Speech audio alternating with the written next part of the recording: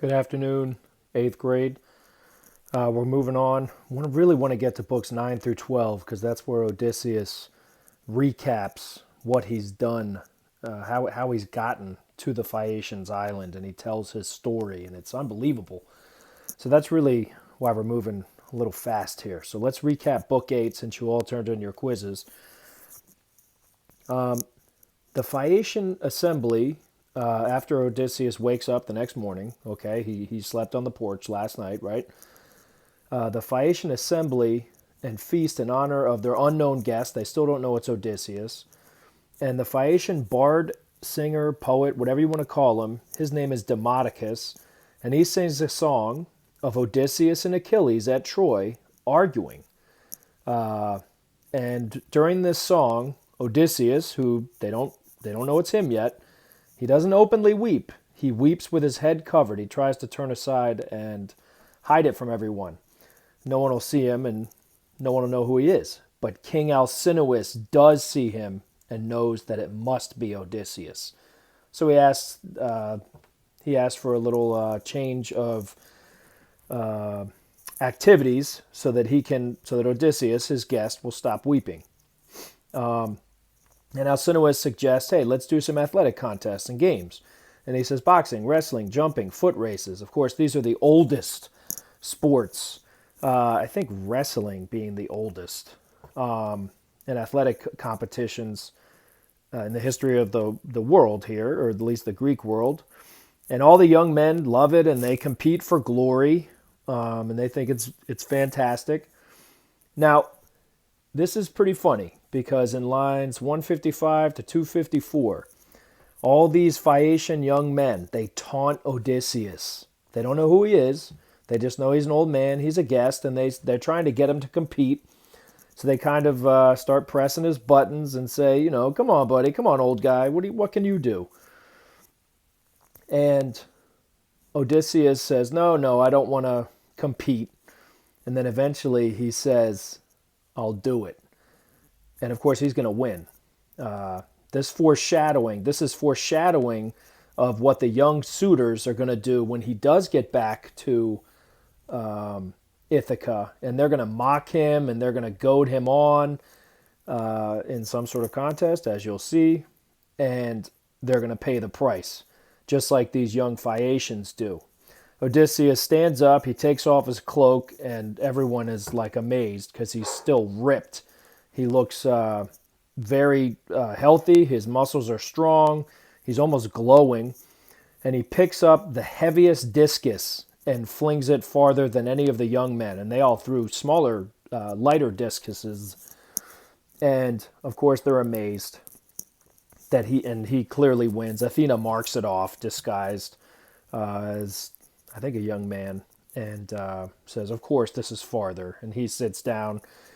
But he says, if you want to do anything else, I'll beat you. Foot racing, jumping, whatever, boxing, let's go. And they say, oh, no, that's good. You've proven yourself.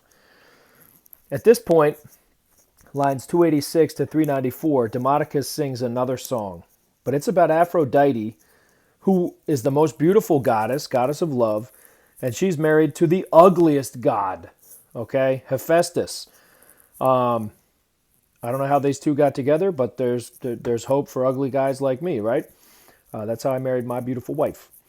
But this ugly guy is married to the most beautiful Aphrodite, but Aphrodite starts cheating on her husband with her half-brother Ares. And Hephaestus suspects something, and he sets a trap. He puts this very fine mesh up above the bed. It's so fine that you can't even see it. It's an invisible net. And the second that Hephaestus leaves to go to work, Ares shows up. They sit on the bed. The invisible net falls. They're caught.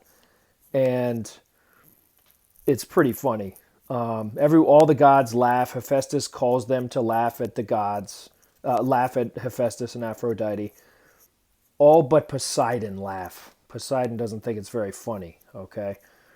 So, which leads us to the taps game. There is a taps game, line 399 to 411. You guys play taps where you have a basketball or a soccer ball or something, and you throw it up and you have to catch it in midair and then throw it to the next guy without hitting the ground.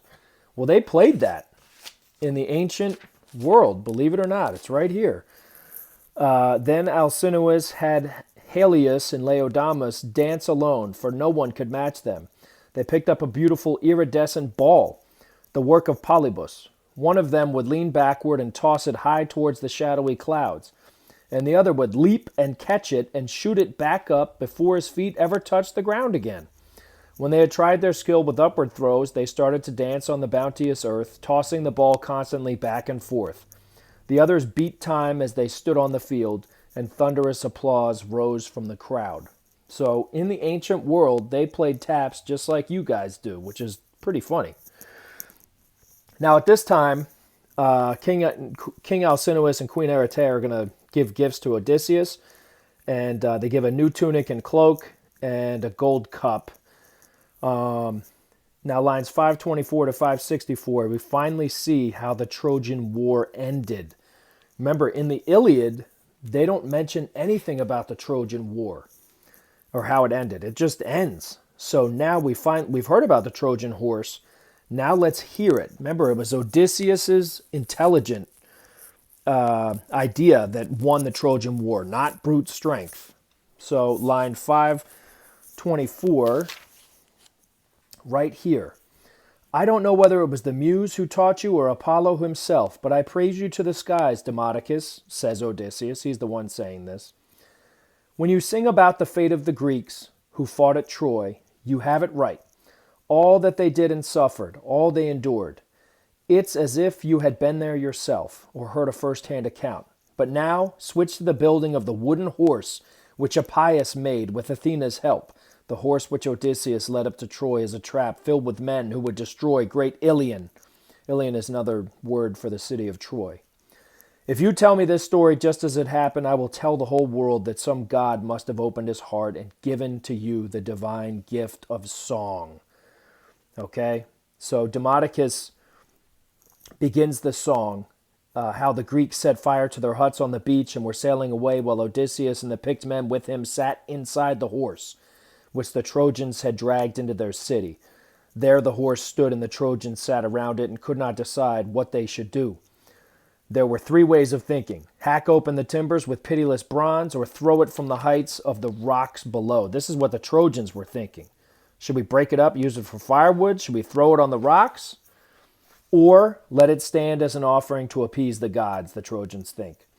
The last was what would happen, for it was fated that the city would perish once it enclosed the great wooden horse, in which now sat the Greek heroes who could spill Troy's blood. The song went on by Demodocus. The Greeks poured out of their hollow ambush and sacked the city. Demodocus sang how one hero here and another there ravaged tall Troy, but how Odysseus went, like the war god himself, with Menelaus to the house of Deiphobus, and there he said Odysseus fought his most daring battle and won with the help of Athena. This was Demodocus's song, and Odysseus wept. He's hearing about all his friends he hasn't seen in 10 years, some of whom have already died. Tears welled up in his eyes and flowed down his cheeks. And this is the the epic simile that they use to describe how his tears are flowing. A woman wails as she throws herself upon her husband's dead body. He has fallen in battle before the town walls, fighting to the last to defend his city and protect his children. As she sees him dying and gasping for breath, she clings to him and shrieks, while behind her soldiers prod their spears into her shoulders and back, because she's a prisoner now. And as they lead her away into slavery, her tear-drenched face is a mask of pain. And this is what Odysseus looks like, and Alcinous knows that he's very upset. So, Alcinous asks Odysseus, he's still not known officially, to finally reveal himself. Who are you, stranger, that washed up on our shore? And when you reveal yourself, in the ancient Greek story, it's called anagnoresis.